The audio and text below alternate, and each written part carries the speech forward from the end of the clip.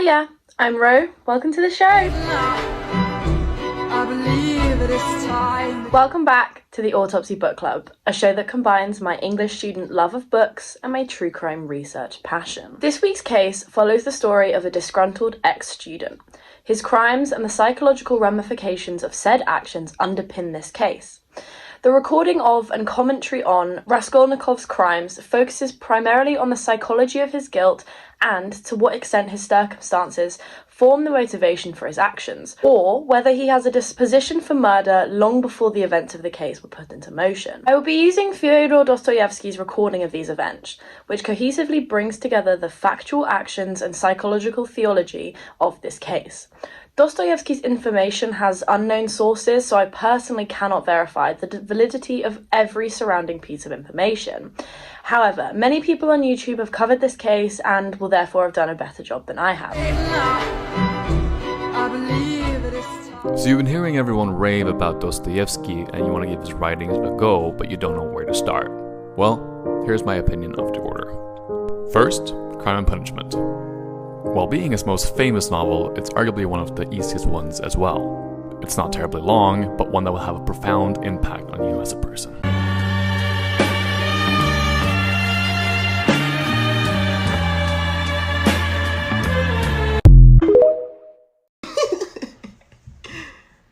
Wait. Just before we start, I wanted to say I'm really sorry for this video taking so long to come out. I had some teeth problems, which I've had fixed today, so I'm back on the YouTube upload schedule, but just wanted to say we'll be back on schedule from today.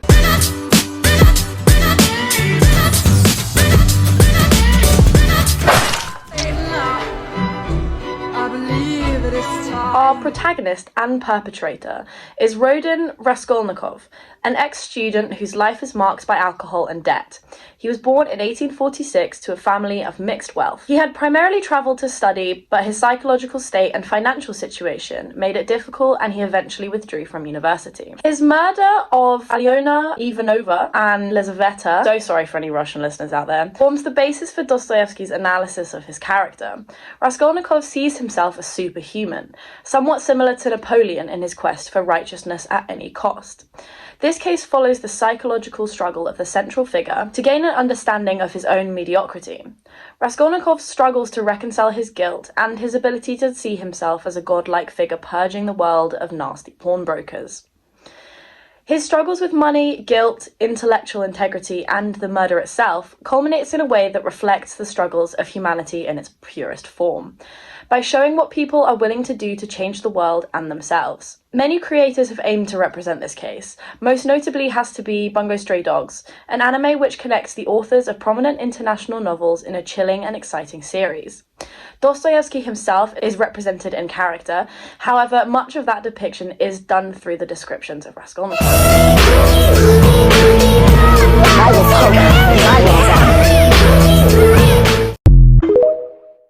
Sonia is a key player in this case. Fundamentally, her story relies on the fact that Raskolnikov is unwilling to acknowledge that she sins for the sake of others, whereas he sins for no one but himself. She is deeply concerned with the well-being of her family and has begun prostituting herself for the sake of their survival. Her father is an alcoholic, but despite her hardship, she has nothing but care and sympathy for Raskolnikov. This leads to a deep connection between them. Raskolnikov views her in an almost idol-like way. She represents his salvation from his crimes and from himself. She originally appears as a figure of similar grey morality to Raskolnikov because of her involvement with prostitution. However, her criminal activity is solely for the sake of retaining her family's survival, whereas Raskolnikov kills to cure the world in a way that only he believes in.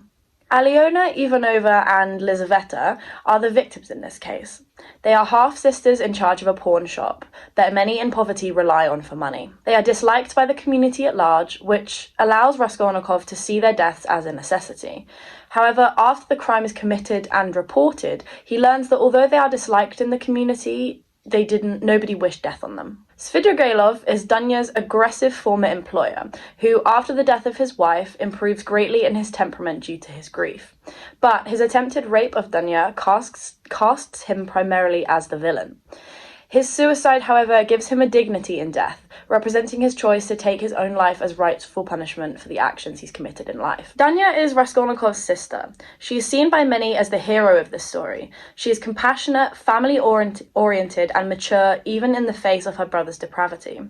Critics often viewed Danya as the ultimate woman for the time. She is engaged to a rich older man who Raskolnikov thinks is cruel and manipulative. However, Danya's selflessness means she will marry him in order to maintain her family's safety and lifestyle. Porfiry is the investigator that pursues Raskolnikov through this case. He is smart, somewhat austere, and immune to Raskolnikov's theological ideas of good and bad. Critics often describe him as a device through which Dostoyevsky criticizes Raskolnikov's thoughts on vigilantism, morality, and society. Finally, Razumkin is Raskolnikov's friend and former university colleague. I so apologize, I cannot pronounce that. He is Raskolnikov's foil in his kindness and positive psychological interpretations. Their name similarity brings them closer together in direct contrast to their opposite characters and morality.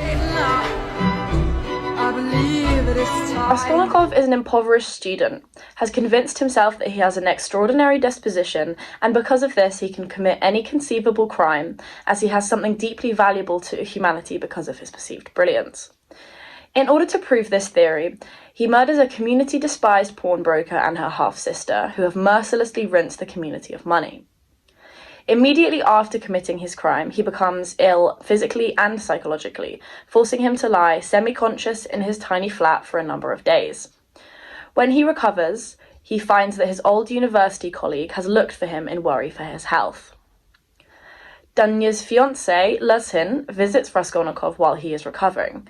However, Raskolnikov dismisses him mercilessly as he does not approve of him as a suitable match for his sister. Raskolnikov, now well again, decides to read about his crime in the local news. He aims to investigate the reaction of the Russian public to his actions in order to corroborate his psychology. He runs into an official from the local police station and almost confesses the crime. The official becomes suspicious due to Raskolnikov's ranting about the nature of the crime. A minor government official, Marmeladov, is killed in front of him by an oncoming carriage. He assists the man in his final moments and leaves the remaining money to. At a similar time, his mother and sister have just arrived to prepare for her wedding to Luzhin. However, Raskolnikov denounces Luzhin and refuses to allow his sister to marry such a mean and nasty man. Danya's former employer simultaneously arrives in town and looks up Raskolnikov and asks for a meeting with Danya, who had previously had interest in. Due to this, he naturally formed a violent dislike for the man who had violently pursued his sister. Raskolnikov finds out that Porfiry is the one investigating the murders, who he is interviewed by, as he had had previous business with the victims.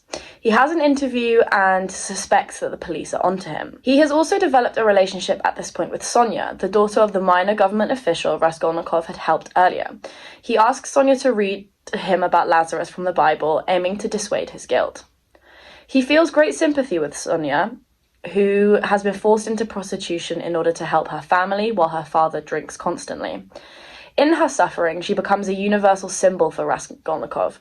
He promises to tell her who murdered the old pawnbroker and her sister, who was a friend of Sonia's. After another interview with Porfiry, Raskolnikov decides he will confess fully to Sonia, who is a symbol of grace and perfection to him. However, Danya's former employer is listening through the adjoining door and hears the entirety of his confession. He uses this information to try and force Danya to sleep with him. She refuses and he kills himself later that night. Porfiry informs Raskolnikov that he knows who murdered the pawnbroker, but not stating who exactly. This prompts Raskolnikov's guilt to consume him further. After talking with Sonia, Raskolnikov fully confesses to the murder. He is therefore not tried in court due to his guilty plea, and he is consequently sentenced to 8 years in prison in Siberia. Sonia follows him, and with her help, Raskolnikov begins his moral regeneration, influenced by the purity of Sonia. Hopefully you could tell by the detail that I went into that it is one of my favourites. I've learnt so much about psychology and the depth of humanity while looking into this case. I've really enjoyed focusing on a non-feminist work that reflects humanity at large in a modernist way. I aim to focus more on the classics in this channel in the future in order to give you guys a foundation knowledge of the literature that pops up in all our favourite books, films and other visual media. Next week, we'll be looking at another one of my favourite cases about scandal, secrets, and the supernatural life of the party, Dorian Gray. Don't forget to like, comment, and subscribe, and I'll see you back in the book club next time. Bye!